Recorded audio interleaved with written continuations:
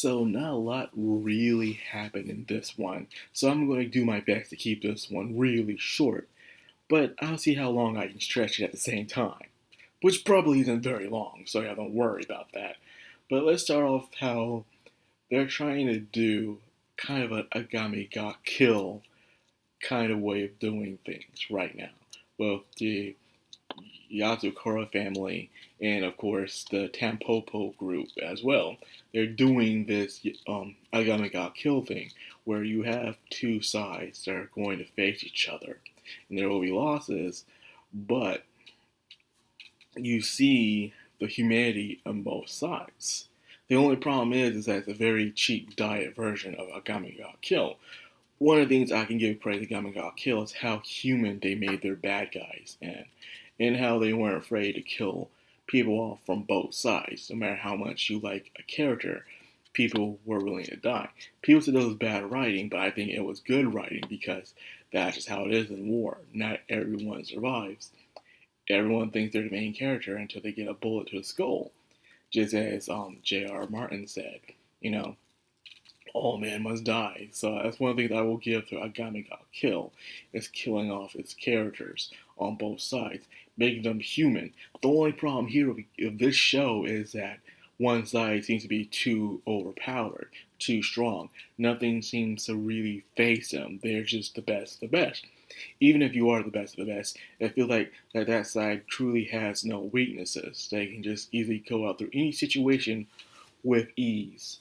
So that's why a lot of people feel like, yeah, like you're going into battle and it'll be exciting, but you know the battle's gonna be completely one-sided because that's how it is. Even in the latest chapters of the story, you know, everyone's winning their fights. Everyone always wins their fights.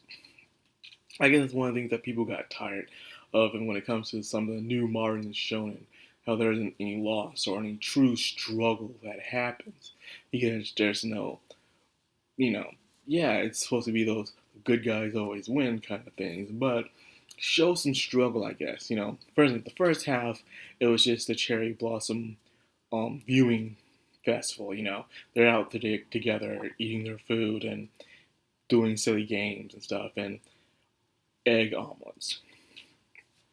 When I think of an omelet, I don't think of what they do. It looks like they just cook an egg and that's it. You know, just cook an egg in a very well shaped format.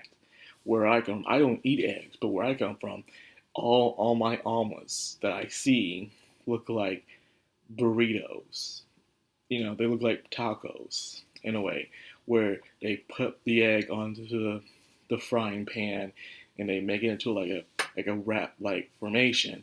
And they put whatever they want in it inside. It can be peppers, it can be rice, it can be ground beef, it can be chicken, and then when they're done, they fold it up to make it look like a burrito or a taco, and then they eat it.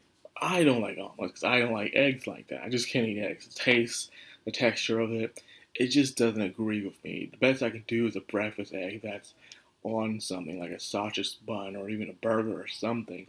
But I just can't eat an egg by itself, even with seasonings or cheese and stuff like that. I just can't do it.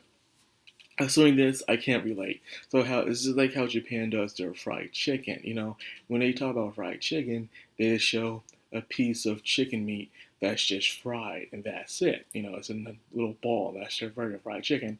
That's just chicken nuggets. That's all it is. It's chicken freaking nuggets that look fancy. They're chicken balls. Where you come from fried chicken, you know, we're always talking about the whole part of the chicken getting fried, like chicken legs, chicken thighs, chicken wings, you know what I'm saying? Big chunk of chicken. And then when it's fried chicken without no meat bone in it, we always think of as well, you know, the chicken nuggets and the chicken tenders and stuff like that. They're still a big piece, but I guess because that's our American proportions.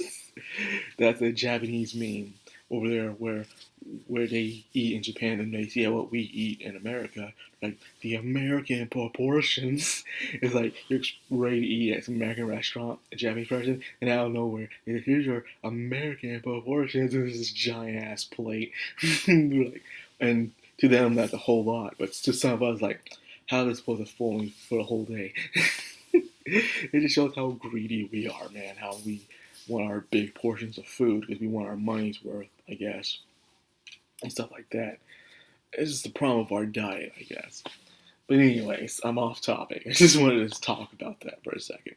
So pretty much Tyler was just looking around, being grateful for all the people that's been in his life, how he's gained family and friends and allies and teammates throughout the short period of time that he's been with his family, and he's eternally grateful for them, especially for how it all started with Mutsumi. Mutsumi's the reason why he's in all this in the first place.